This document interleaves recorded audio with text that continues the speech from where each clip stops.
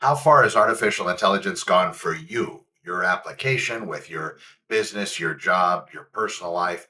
Is it gone as far as it can? Do you see that you need more bandwidth or you need more intelligence on your end? Are you in that type of job? Maybe you're a physics person or a mathematics person.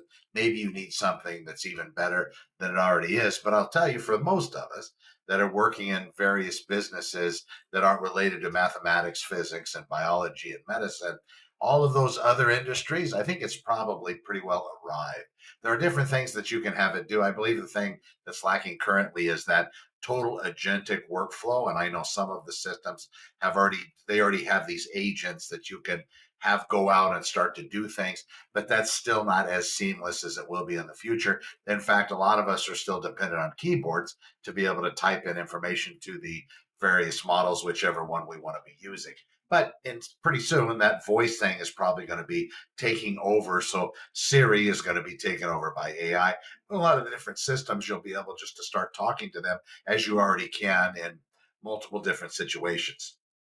That being said, it's also going to probably have those connections that a lot of us are looking forward to, but we have to be wary. It's going to have a connection into your Gmail, your email, whatever your email client happens to be, Outlook or whatever. You can already give some of them particular permissions to be able to access your email.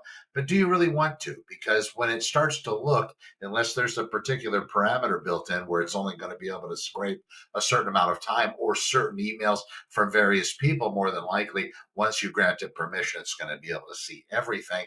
And if you have things in there that you want to keep off the radar, now it's going to have access to those.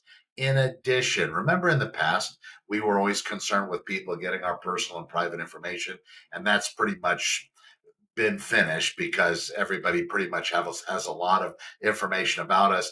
Now, ladies and gentlemen, this is going to go even the next layer where it's going to start looking at your particular desktop, your laptop, your phone. It's going to be given permissions and access by you. And by that, it's going to use your data, your information to continually train and improve itself. Not that it already needs it, but it's going to have a lot of your information. And unless you privatize it, or make it only yours so it can't share it, which probably means not giving it access in the first place. More than likely, it's going to be out there for all to see, or at least to find if they want to search for it.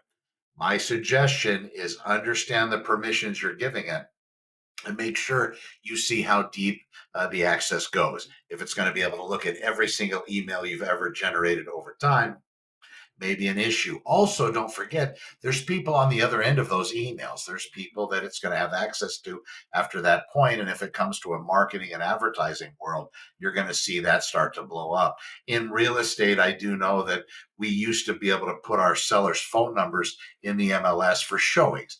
That hasn't been something that's been done in a long time, just because that information, although it's supposed to be confidential and private, somehow some entity out there is scraping that data and pulling those numbers to the forefront and using them to solicit real estate sellers with their personal phone numbers. Now, fast forward to today, nobody's phone number is really personal or private.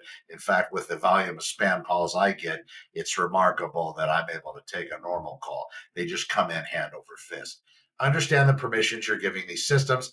Right now, it's like you wouldn't really want to give AI your credit card and say, book me a trip to Italy, and then just let it run, knowing all it knows about you at this point, because God knows how many tickets it would buy, where it would start you, where it would take you. So even if it was given those types of permission, right now it's still required to have a human being in the loop, you yourself, looking at what it's able to produce or what it's able to offer and what it's booked for you before you actually get charged to your credit card and have to block out those dates. Watch out for the access you give it. Look into those systems before you just run out and say, you know what, I'm going to go ahead and have it look at all my emails to respond in a more diligent, better fashion. Be wary. Throwing caution out there for all is really the thing that's best. I'm Connor with Honor, AI with Honor. We'll see you in the next one.